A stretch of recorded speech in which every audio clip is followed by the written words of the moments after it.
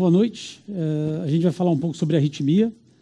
Eu sou especializado em arritmologia e eletrofisiologia. É uma forma bonita de falar que eu sou um eletricista. Basicamente, um eletricista que só sabe mexer com curto-circuito do coração, mais nada além disso, que é basicamente o que é uma arritmia.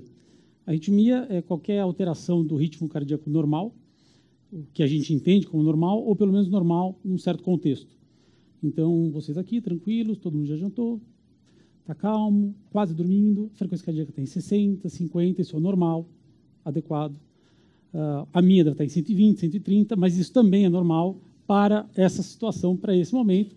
Normal, a frequência cardíaca está mais alta, ou seja, a frequência cardíaca ela vai depender, e os batimentos, da demanda, ou seja, da necessidade do organismo. Se em algum momento tem uma batida errada, ou subitamente os batimentos vão para 200, ou para 30 batimentos por minuto do nada, de repente alguma coisa aí tem de errado. Agora, o que é importante saber é que a arritmia ela pode ter uma série de causas, mas, grosso modo, a arritmia é para quem pode, não é para quem quer. Você tem que poder ter arritmia, o seu coração tem que ser suscetível a isso.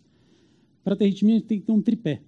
Eu preciso ter alguma alteração do coração, seja alguma coisa crônica, definida, como um infarto, onde deixou uma cicatriz, ou uma cirurgia cardíaca, onde foi lá, foi aberto o coração, deu ponto no coração e ficou uma cicatriz, ou seja, um local que permite o surgimento de um curto-circuito, ou alguma alteração transitória, que pode ser um exercício extenuante, de repente uma maratona, ou um treinamento exagerado, como overtraining não supervisionado, drogas, pode ser o uso de cocaína, por exemplo, pode desenvolver alterações específicas e bem localizadas que desenvolvem arritmia e poderiam causar arritmia. Então, o substrato, eu preciso ter um gatilho, alguma coisa que acende o pavio, ou seja, alguma coisa que começa dá o início da atividade elétrica errada, que daí vai dar esse curto-circuito no coração. E isso também pode ser o estresse, pode ser uma infecção, febre e uma série de outras alterações. E, por fim, o último pé desse tripé, que é alguma coisa para manter essa arritmia, ou seja, alguma coisa que vai fazer ela ficar sustentada. Na grande maioria das vezes é a adrenalina, seja aquilo que te levou a ter arritmia, ou o fato de ter arritmia, estar desesperado porque estou com arritmia, seja por ansiedade ou porque está sentindo mal-estar, ou porque o seu coração precisa liberar, o seu organismo precisa liberar adrenalina e aquilo perpetua a arritmia. As causas nos levam, na verdade, aos sintomas. Então, na verdade, a arritmia ela pode ser, como tudo em medicina, ela pode ser muito amplo, os seus sintomas, o paciente pode não sentir nada. Grande maioria das vezes, não sente nada, porque na grande maioria das vezes ela não é importante, ela não tem uma repercussão, ela não tem uma gravidade. Graças a Deus. A grande maioria das arritmias, principalmente a arritmia em jovem, elas podem ser, no máximo, chatas, no máximo, incômodas, mas não tem risco de morte, a princípio. Obviamente, tem as suas exceções. Então, classicamente, o paciente pode ter uma sensação de palpitação, batedeira, como a Mariana tinha comentado, pode ser uma sensação de que o batimento está batendo muito rápido e regular. Tum, tum, tum, tum, tum, tum, tum, tum. Pode ser que ele veja o coração batendo, ou sente a sensação da batida no pescoço, que é o sinal do frog ou do sapo, que a gente fala. Meu coração vai sair pela boca, eu sinto batendo aqui. Pode ser uma falha da batida, ou batidas rápidas e irregulares. Tum, tum, tum, tá, tum. Parece algo não controlado, algo desgovernado. Se o sintoma, no máximo, é a palpitação, é interessante, vai fazer a investigação, vai fazer o diagnóstico e pode tratar, se for necessário. Agora, tem sintomas que eles para nós, vão ser um sinal de alerta. E são uma das mensagens que a gente tem que guardar. Se a pessoa que tem a palpitação tem uma sensação de desmaio iminente, ou desmaia de fato, na hora que tem a palpitação, tem muita falta de ar, ou fica branco, pálido, começa a suar frio, dor no peito, esse paciente não está tolerando a sua arritmia, ou seja, ela é uma arritmia mal tolerada. Será que é uma arritmia? Não sei, mas se tem uma palpitação com tudo isso, até que se prova o contrário, você tem que pensar que é, e é melhor você ir ao médico.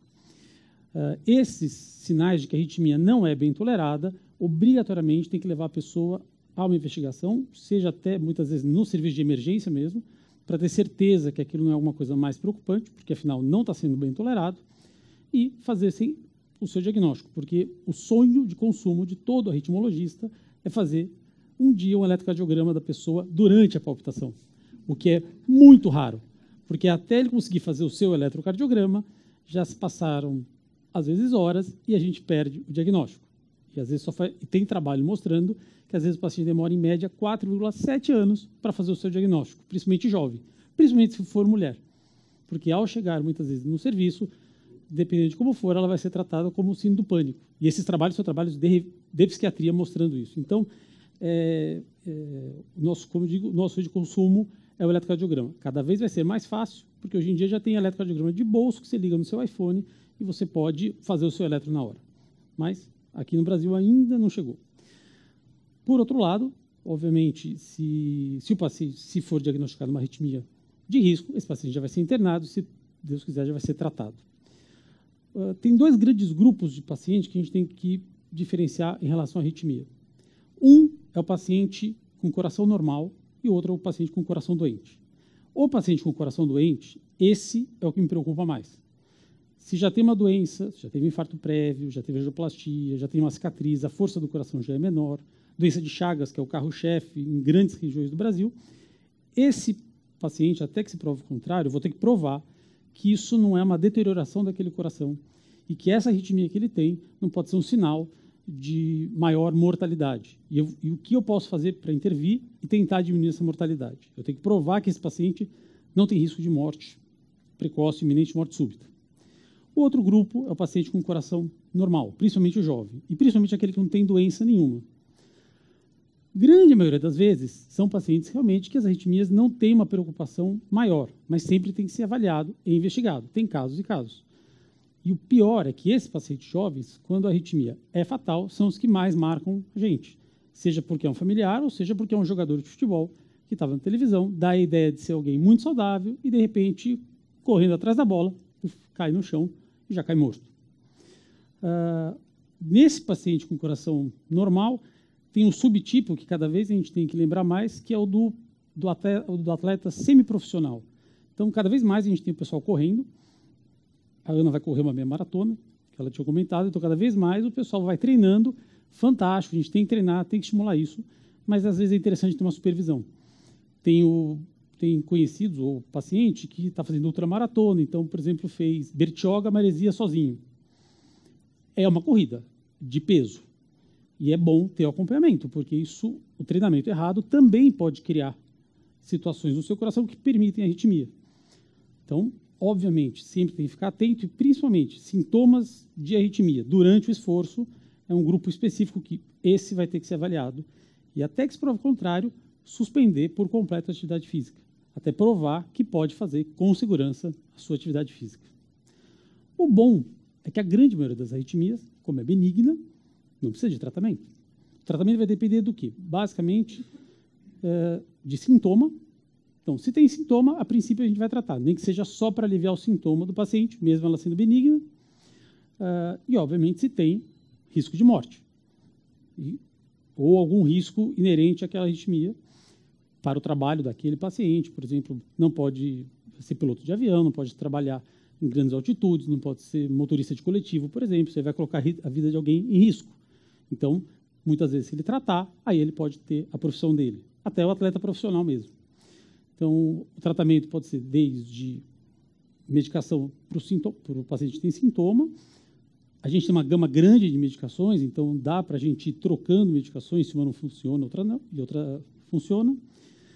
Tem a ablação por catéter, que é uma terapia invasiva, também a gente entra pela veia ou pela artéria femoral, vai com o catéter até o coração, não é uma cirurgia, né? Faz um pontinho, um furinho, mapeia com os catéteres o local da arritmia, onde tem aquele curto-circuito, onde ele está acontecendo, e basicamente você cauteriza, na verdade você pode usar calor ou frio para isso, e você queima o foco da arritmia. E essa arritmia pode ser curável. A cura da arritmia depende muito de qual tipo de arritmia. Pode variar de 40%, no pior cenário, a 95% de sucesso. E o paciente podendo ficar livre da medicação e tranquilo para fazer as suas atividades ao longo da vida.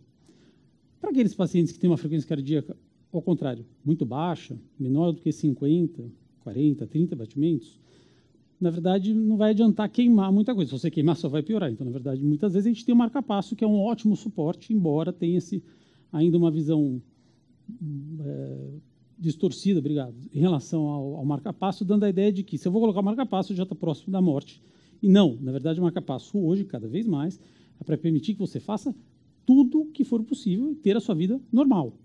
Obviamente, tomando alguns cuidados, mas, teoricamente, é para ter a vida o mais normal possível. Tinha uma senhora de 80 anos, uma vez que eu conheci, que ela pintava a óleo embaixo da água com marca-passo. Ela mergulhava e pintava e tinha marca-passo. E, teoricamente, não poderia, mas ela fazia, não tinha problema nenhum. Bem interessante. Não era minha paciente, mas a história é interessante. Então, é para fazer a sua vida normal.